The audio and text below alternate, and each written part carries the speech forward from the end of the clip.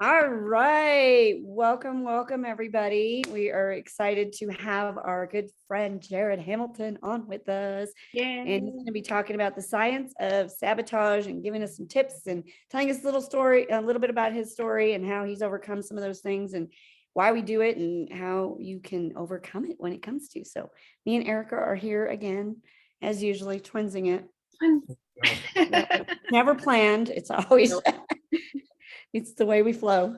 Anyway, so welcome, Jerad. Thank you for joining us. I appreciate you guys having me, even though I am late. So Perfectly okay. Yeah. Yep. Yeah. That's a busy world for you. So where are you at? First off, where do you live at? So I'm in Indiana. So we're basically in Indianapolis. So Okay. Yeah. Well, tell us a little bit about, your story, how you came about doing what you do, and let's go from that. And let's yeah. So for me, I'm 31. I just turned recently, a couple months ago, 31.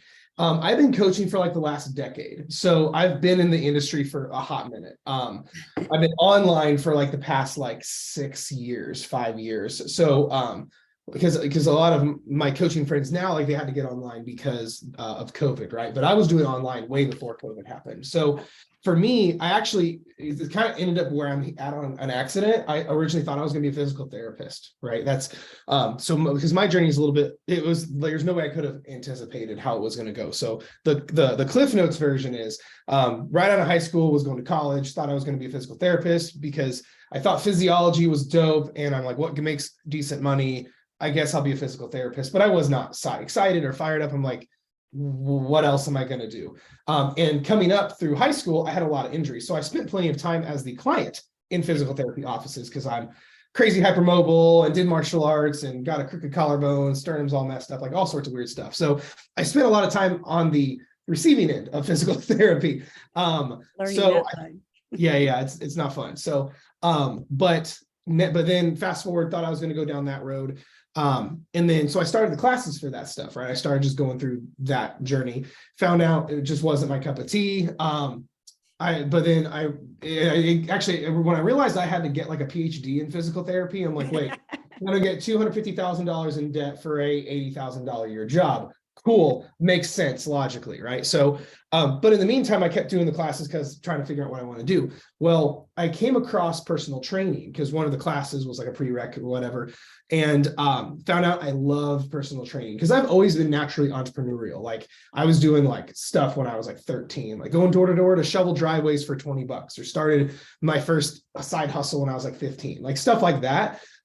So I mixed that entrepreneurial bone with I found out I loved personal training. So one of the classes I took in college, it was they partnered with NASA. So it was basically NASA put on a course with like practicals and all this. And I fell in love with personal training. One thing led to another. I built a pretty decent sized in-person training business.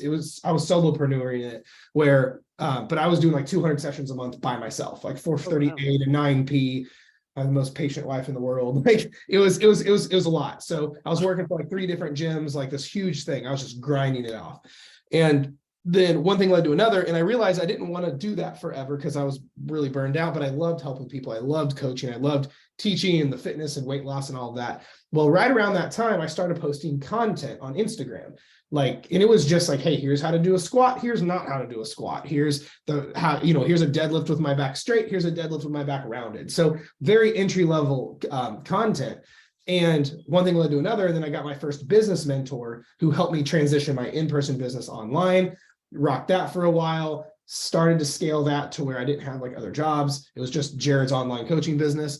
And then one thing led to another, then through other mentors, and then now really at scale. And now I have like a full team and stuff of and what we do now. So that's kind of how I ended up here on an accident. So best way to do it, right? Yeah, totally.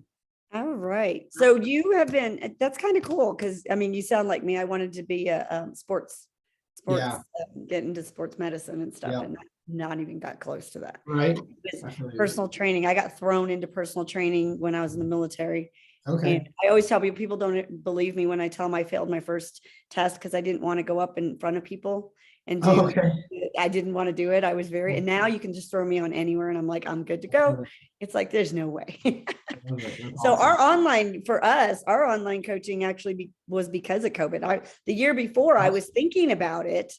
And then we knew each other from our supplement. We used to do like nutritional supplements, and we kind of knew from the companies we were with each other. And then that's kind of how we came across. And then COVID hit, and we're like, hey, let's just do this online boot camp, because I had to bring my clients online. And so we did, like, she did 2 days and I did 2 days, and we did it from our home. And so we were, just kind of low level there. And then we've kind of just stayed business partners, but separate.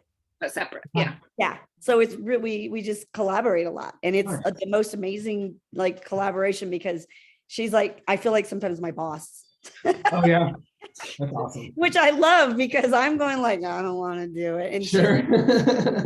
Because you're right. It's not easy doing your own thing. So how many people do you actually have working for you now? So I have 8 people that work for me. So I have so I have 5 online coaches that work for me in my company.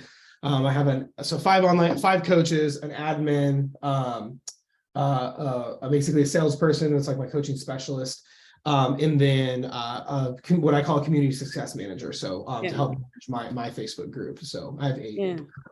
I'm about to hire 1 or 2 more right now. So oh, cool. A lot of stuff going on. So we're going to talk to you offline about sure, totally. Yeah. other stuff. Well, so tell us, how did you get into so what made you like the science of sabotage and all that stuff? How did you come about? You like doing, you said you like talking about that stuff. So one of the other things that kind of happened on an accident, and this is just one of the things, like the evolution of a coach, or the evolution of anybody, right? So what happened was, I came up originally, like if you were to scroll way back on Instagram, and like I originally built my business from Instagram. My Instagram took off about like 4 years ago. And I built my entire business from just it originally. And it was just like the content I was putting out was just like what I would call sustainable weight loss. That was the extent of it. It's very surface level. I wasn't getting to the deep stuff. It was like, hey, here's how to make donuts, work in your calories, and lose weight. Like here's how you don't have to work out for hours a day to get results. So, which is great content, and still a lot of the modalities we use inside the coaching now. But what got me over the years, about 3 years ago, really into what I call the deep and yucky stuff was a few things. Number one, I started my journey in therapy. I really started diving into my own personal development, started diving into just my own interests around psychology, peak performance, the mindset, the psychology really started triggering. So, but then I had a moment where I realized there was a gap in the industry that was missing, that I didn't see anyone filling. Because what happened was, because when I say what I call the deep stuff, I would like sabotage is just like the tip of the iceberg. Like we're talking about your relationship with food, your relationship with yourself, binge eating and emotional eating, sabotage, knowing, doing, gap, consistency, discipline, inner child, all this really deep stuff you got to like unpack. That's the deep stuff that like makes me most excited, and that I to be honest kind of specialize in. So because what happened was, I noticed about 3 years ago, I had my little epiphany where what I thought was a random thing with some people was the mainstream. So for example, we would get, let's say Mrs. Jones would come into coaching, and we're ready to go right into fat loss and get her to do the sustainable weight loss stuff. But then it's like, oh shoot, she binge eats. Okay, all right, got to get her to quit binge eating. Then we can get back on track, fat loss, done, cool. And then Mr. Jones would come through, and it's like, okay, we're doing good. Oh no, wait, he has identity issues causing him to unconsciously sabotage. All right, I got to fix his identity, then get back on track, all that. But then it was one person after the other with all these deep things that I learned from psychology and behavior change and peak performance and mindset and the deep intricacies of that. And I realized there's a giant gap, because the gap that I saw was, we have, let's say on one side, hardcore fitness, weight loss, diet culture here. All the way on the other side of the tracks, we have therapy, inner work, emotional intelligence, like a lot of like trauma responses, triggers. The problem is there's a gap where both of these worlds need to come together, and there hasn't been anyone saying, fix this, and here's how to do it. Because the problem is, and this is where my methodologies really come in, why it's my favorite thing to talk about, is because this is the issue where most people are at. The bottleneck for most people trying to get to where they want to be, it's not with weight loss stuff, is not the problem. And people don't get it. And I'll ask them this question, and it shows the answer. I go, if I could snap my fingers and your 50 pounds just disappears, would you be good? And most people go, no, I would still be feel guilty if I ate. I'd still be sabotaging unconsciously. I'd still find a way back to where I started. I'm scared to eat, to go through a reverse diet. I have food guilt. I have horrible food relationships. I'd still be binge eating. The whole list, none of those things got fixed. So if the number one bottleneck, all that inner grossness, is what's keeping you from losing weight, but weight loss stuff doesn't fix it. But then here's where the caveat. All of those issues only get triggered when someone goes to lose weight, right? They binge eat, but only when they start their diet. They know what to do, but don't do it with their workouts, not going to work or brushing their teeth. They have great relationships with their friends and family, but they have horrible relationships with food because of weight loss, right? So they only can do what they need to do based on self-deprecation, not self-love. So it's an interesting conglomerate, whereas everything that's stopping you from losing weight can't be fixed with more weight loss, and it only gets triggered when you go to lose weight. So what do you do? And everyone's like, and what do most coaches say? Oh, just get the trigger foods out of the house. Come on. Like it's just not practical, and it's not going to help anybody. So this is where we do what I call the dieting from the inside out methodology, which is what we lean into. It's why like my podcast is called Dieting from the Inside Out. Our first stage of coaching is called Dieting from the Inside Out. Everything that I do is I said, before we diet for real, we got to diet from the inside out and fix all of your inner game as it applies to weight loss. And then weight loss just happens on its own. Mm-hmm. Or now you actually have a foundation you can lose weight from, because most people, because it's not sexy and exciting, they bypass the inner game stuff and they go straight into, I got to lose weight for vacation. I got a wedding coming up. Oh, I'm going to do a detox real quick. Well, then they wonder why they'll lose the weight, but then the binge eating gets worse, or they lose more weight and they're more scared of food. And this is why we have to do this in the right accordance, just like building a home. You have to earn the right to put the walls and the ceiling on yet. You have to lay a foundation first. This is the foundation that we lay. And if we're still sabotaging and have food relationship issue, binge eat, all the whole 9 yards, you have no right to lose weight. I will literally tell a client, sorry, we're not ready yet because you're going to ruin it all. Let's fix this first, then we can go into weight loss. Because you have to do this all in the same container. That's what makes it complicated, which is why most coaches don't teach it. And they're just like, get the trigger food out of the house and just work harder. And it's just trash advice. So, yeah. Oh, okay. So what do you, so like, what would be something that you would start somebody on as far as like thinking about, okay, this is what it is. Like, you know, if you have somebody coming to you and, you know, like we all get, you know, I want to lose weight. Okay. You want to lose weight. But yeah, because we've talked about that, you know, really, if it's not good up here, that doesn't matter what we do. sure. You know, you can eat, you can do all these things, but you're going to go back to that. So what would be something that you'd want that you could tell people, like, could help people recognize that that's the issue and that's where they're at? And Sure. So for me, it really depends. It's like any good coach. It's like, it depends, right? Well, so it depends. Right. It's like a good coach sounds like a good or like a really messed up politician. They go, well, it depends, right? Well, because here's the thing, that whole laundry list of things that I just mentioned, there's like a list of 40 different things. Mm-hmm. It's like, I always compare it to a car. How you fix the wheels is different than you fix the gas tank, the difference in the oil and all of that. So my thing is, well, what's the bottleneck right now? Because a lot of people don't binge eat. They sabotage unconsciously. We see people all the time who will be following my, like, let's say the content I put out about sustainable weight loss, but because their identity is out of whack, they'll unconsciously sabotage because of their identity. Right. Or someone's identity may be just fine, but they're binge eating based in restriction. Right. There's like, I teach there's 4 reasons for binge eating. And like one of them is restriction. Well, they could have everything perfect, but because they're restricting chocolate, they're binge eating on the chocolate. So it's a really quick fix. So my thing is, it really out the gate is, well, what's the bottleneck? What's stopping us from losing the weight? Is it we do everything right, but it doesn't work? Is it we know what to do, but we don't do it? Is it we're doing the advice that you guys teach and it's sustainable and it's great, but the person always ends up back to where they start? Is it something, are they an all or nothing extremist person where, you know, they do great until something bad happens and they throw in the towel? So if the step number 1 is realizing what the bottleneck is and going, is it, where is it at? I can tell you for most people though, it's a few different areas. What I would say is the most common. Number 1, it's their belief systems. Right? If we unconsciously sabotage, to what our beliefs are, right? It's part of our identity. We always sabotage to what we think we're worth and who we think we are. There's an old quote by James Allen is, we don't get what we want, we get what we are. Therefore, to get more, we have to become more. But for example, if I think losing weight is hard and I start working with you ladies and I lose weight effortlessly, I'm going to unconsciously find a way to sabotage it because my identity is, oh, losing weight's hard and I lost weight effortlessly. So I'm going to find a way to make that self-fulfilling prophecy come true. You see what I mean? Or if someone, let's say their identity is I'm a binger and they go 3 weeks out binge eating. Well, week number 4, they're going to find a reason unconsciously to get back to square one. Or if someone's belief system is I'm unworthy and I'm not good enough. Well, then they lost weight, found money, and they're happy. Well, now that identity is threatened. So now our environment will cool itself off to our identity, just like a thermostat on a wall. If the room temperature is at 70, the room heats up to 80, the thermostat turns on and cools its room back off. So that's why, like, at the end of the day, there's a lot of reasons for sabotage, but one of the biggest one is that we really start to get into is, well, where's your identity at? Because if your identity is down here and your results get up here, it will be short-lived, and you will find a way to cool your metaphorical room and your environment back off to your identity, if that makes sense. Yeah. Okay. Erica?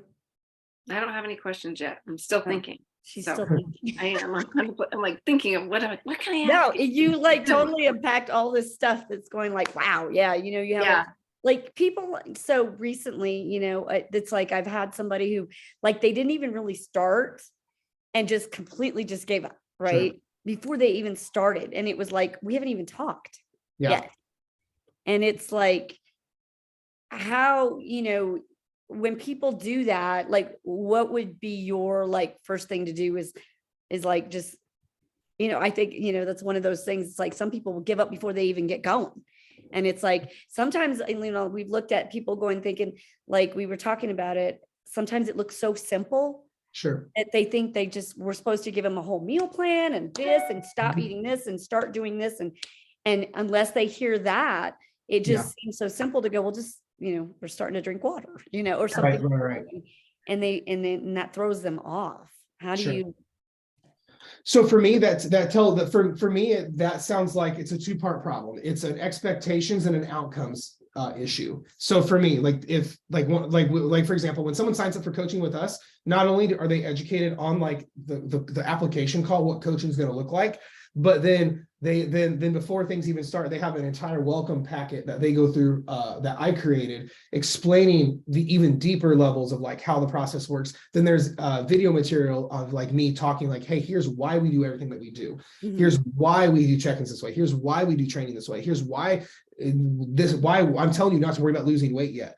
And so a lot of it is the education portion, because most people coming into like our ecosystem, like it's not their fault that they're not in a great spot because of diet culture and childhood and all that, but it's now they're taking the responsibility for getting the help. So right out the gate, my role as coach is to educate them, because otherwise, if they're thinking 1 + 1 is 17, we've got problems out the gate. So right out the gate it is my role as the coach to make sure their expectations are on point, right? If they think we're giving them meal plans and crazy workouts and all this stuff, and they think that signing up, that's my fault, right? I need to get their expectations in check. But then one of the first things we work with people on out the gate is the difference between outcome-based goals and action-based goals. Because like, yeah, Mrs. Jones, you want to lose weight and lose the 40 pounds because you've been trying to do it for the last 20 years.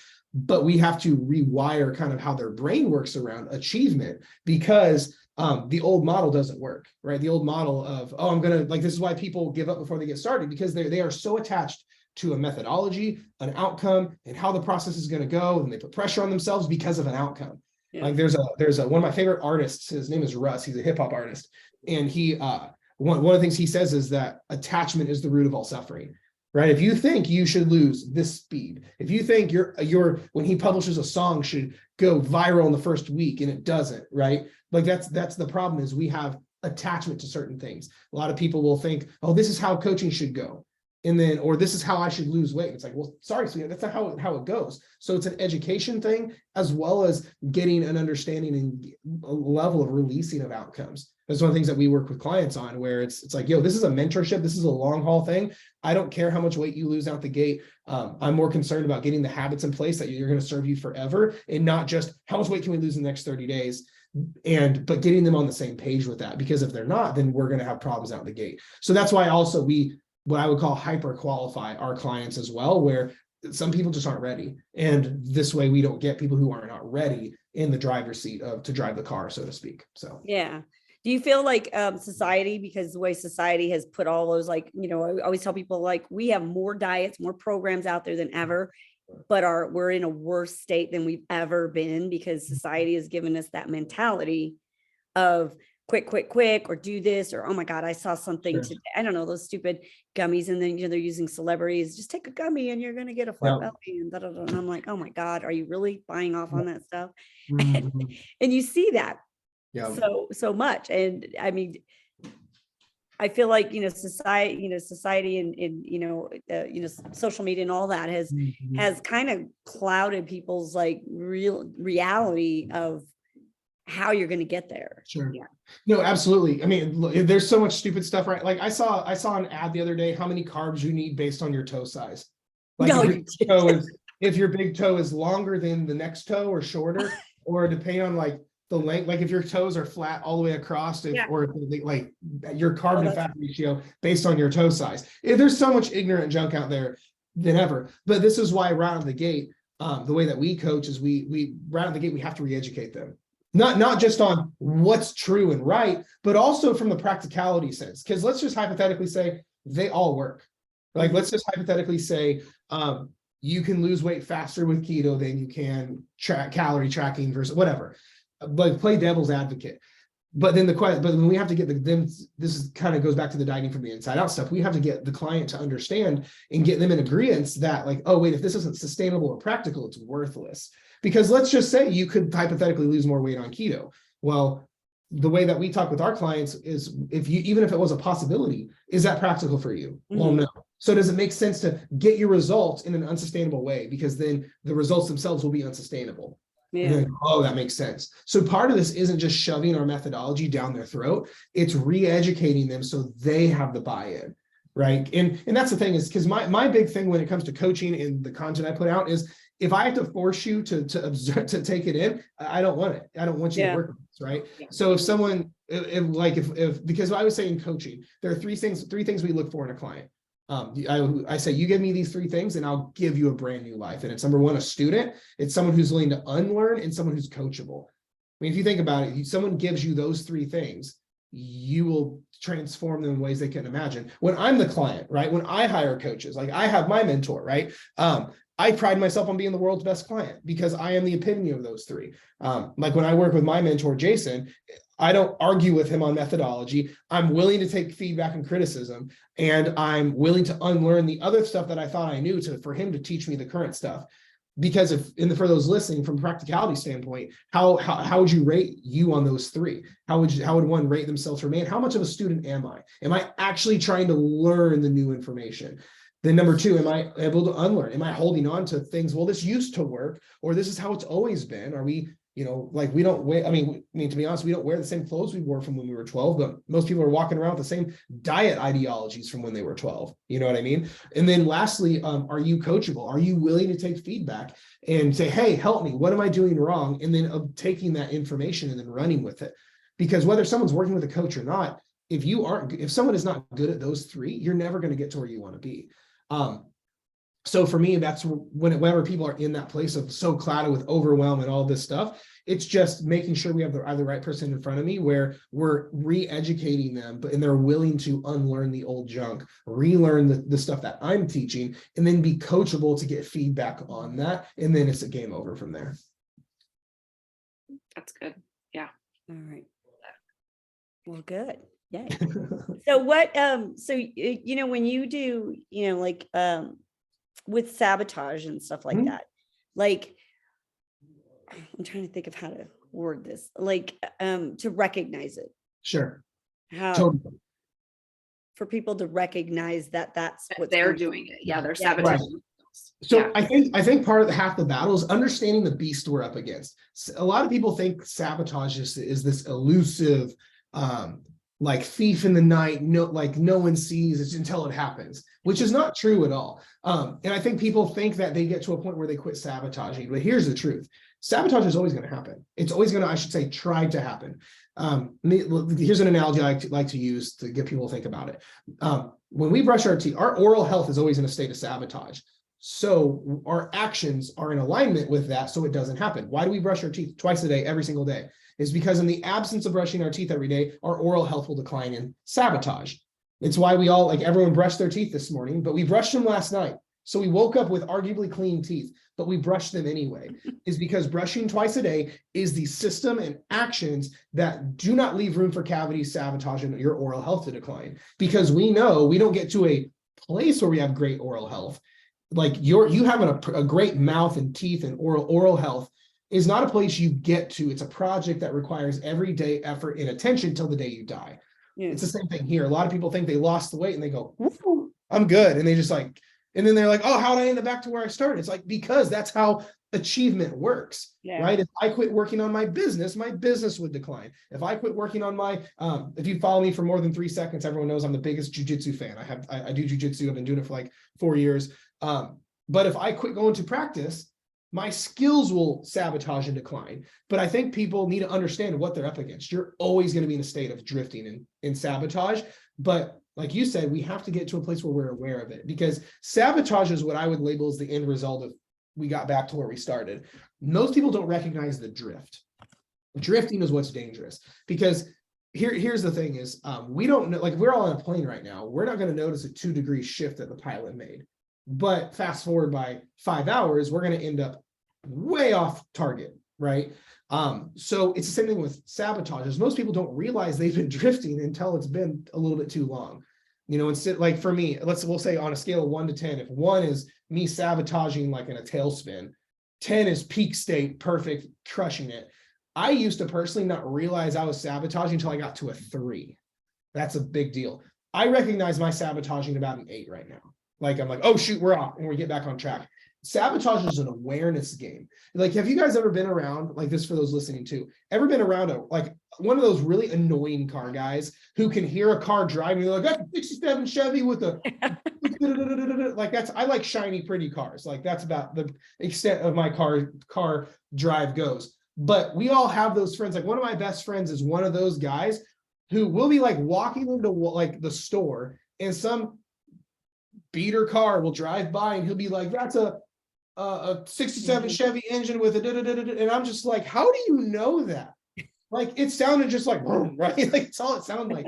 But he's so in tune with engines in cars, and he's so aware, so he can pick it apart, right?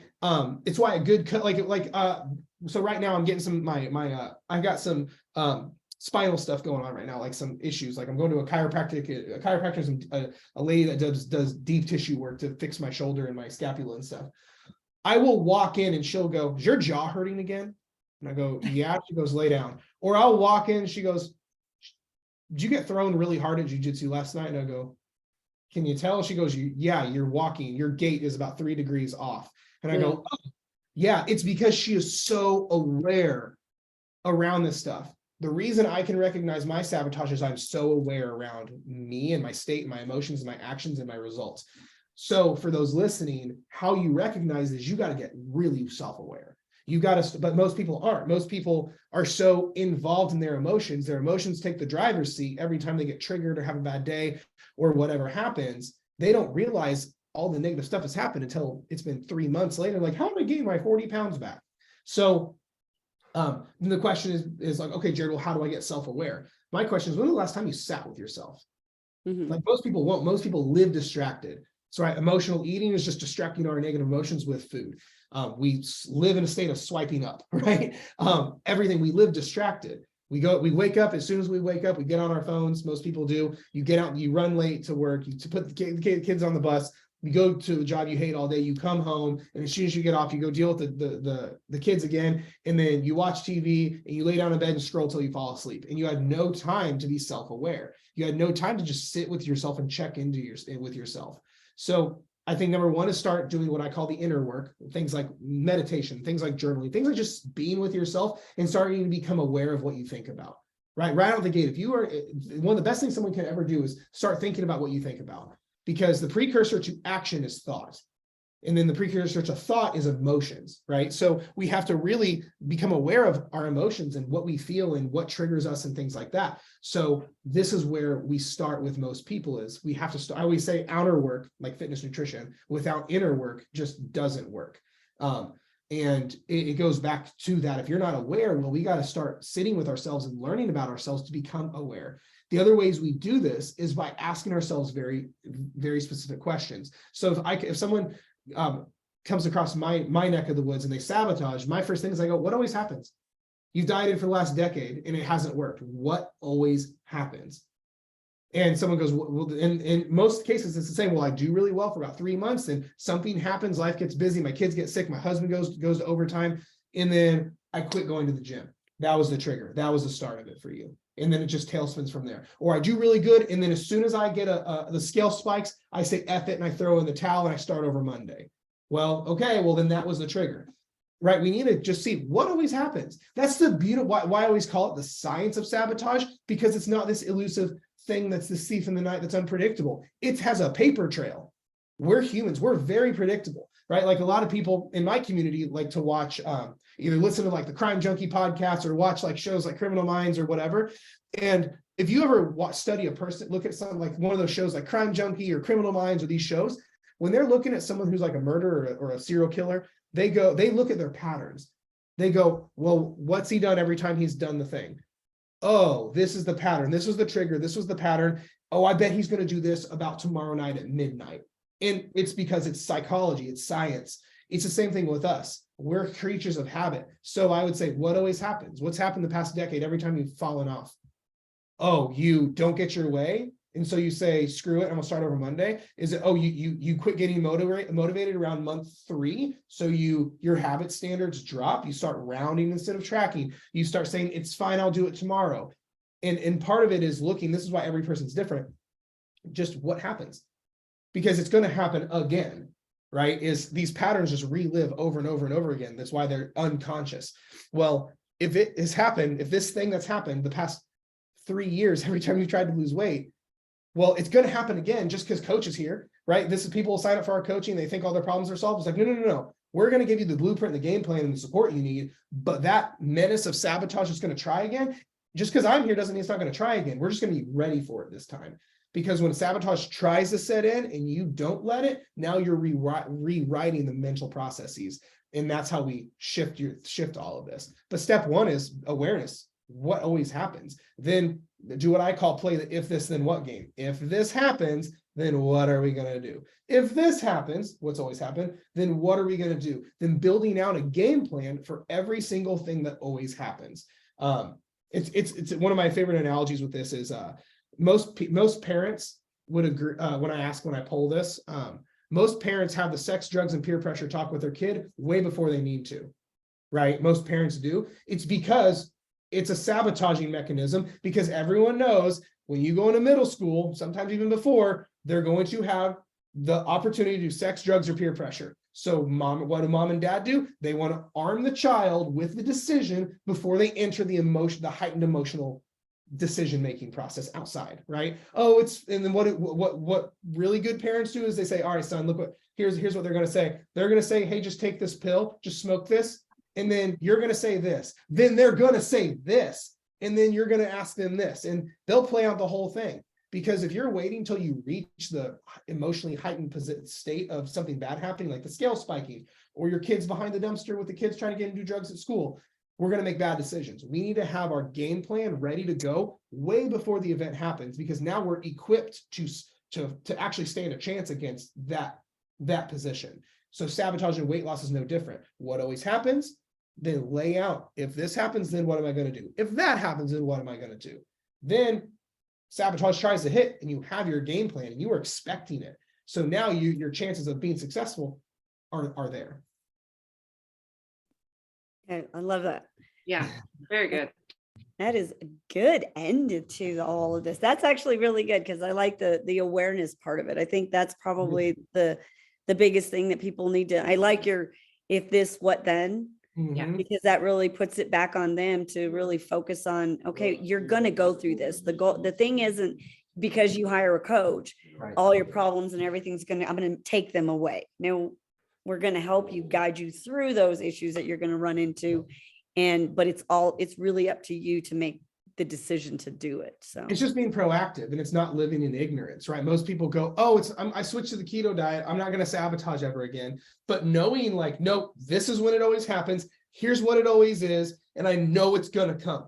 yeah, now you can have a standing chance to fight. It's a really messed up analogy, but the other analogy I like to use with sabotage is, I haven't actually seen the movies. I just know the concept because I just don't care for horror movies.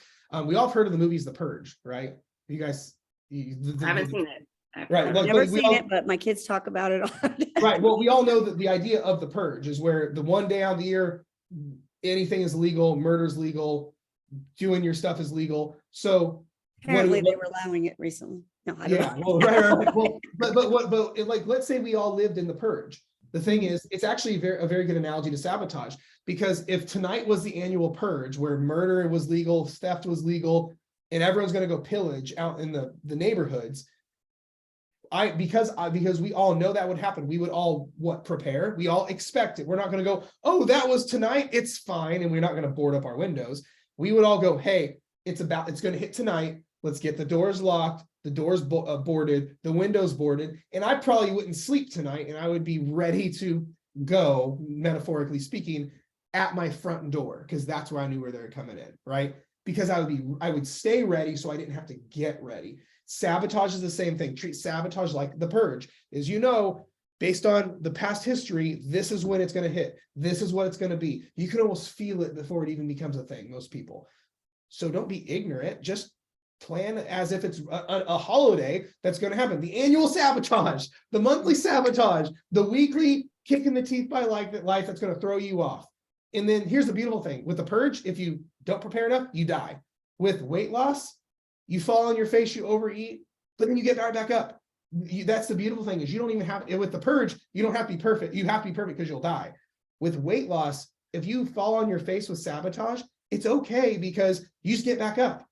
It's not about getting knocked down. It's the speed at which you get back up. If you're binge eating is your thing and you fell off and binge ate tonight, cool. Get back on track tomorrow morning, right? If it's a Wednesday afternoon, you missed your workout, do it Thursday. Don't stay down and be a victim. Get right back up and keep fighting. That's part of sabotage too, is you're going to have to keep fighting. But, and here's the crazy part people don't realize. And I got this from a speaker that I recently saw. You don't have to win all of your fights. You just have to fight all of them. His story, he came from prison, and that's where his life changed. He talked about, for him to survive prison, this elder of the prison said, look, you don't have to win every fight. You have to fight all your fights though. And it's the same thing with sabotage. Is we don't have to win all our fights with sabotage. We're all going to fall on our faces, all of us coaches included. But we just have to get back up and keep fighting. But the moment we stay down when sabotage kicks us, that's where we have the problems, when you concede to it. But getting right back up, you'll be good. And then the sabotage instances will be further and further apart. Yeah. Yeah, that's what I usually tell people. It's going to happen. You're going to hit a wall all the time. What are you going to do? Go over it, around it. You figure out how to get through it and keep moving forward. It's not, like you said, something, we were just talking about that. Something happens on the weekend and all of a sudden you just throw in the towel and I'll just start next week. Next week. It's that there's always going to be a holiday. Like now, people always think, it's crazy doing a challenge or doing something during no, it's the best time. Because if you can handle this time of the year, then you can handle all the rest of the year and all the other things that are come to. So until I actually got myself a coach, I really struggled, like having that piece of cake with my daughter. I always felt like, no, I couldn't. And finally this last year I got myself a coach, and they're like, you're okay. Have that piece of cake with your daughter, enjoy it, and just move on. Yeah.